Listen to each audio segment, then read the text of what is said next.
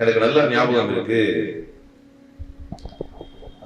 திருவள்ளூர் இருக்கு இல்லையா,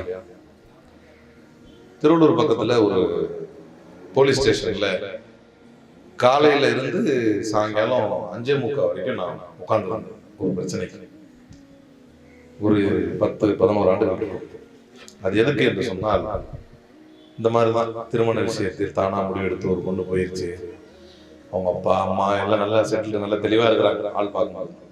அது ஒரு 5:45 வரைக்கும் இருந்து பார்த்துட்டு எதுவுமே செட் ஆகாது, ஒத்து வராது என்று தெரிந்து போயிட்டோம்.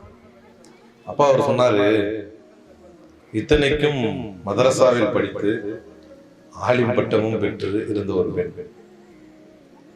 நிறைய விஷயங்கள் அவர் சொன்னார், பகிர்ந்து கொண்டார். அதுல எனக்கு புரிஞ்சது என்ன அப்படின்னா, வெறுமனே மார்க்க கல்வியை கொடுத்து விட்டாலும் பெண்களிடத்திலே உலக ரீதியான விழிப்புணர்வு குறைஞ்சிருக்கு.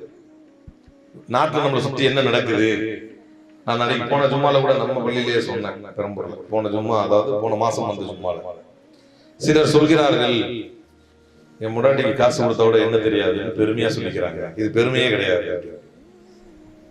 விழிப்புணர்வு என்பது உலக ரீதியாகவும் மார்க்க ரீதியாகவும் சேர்ந்தே தெளிவாக கல்வி ரீதியாக இருக்க வேண்டும்.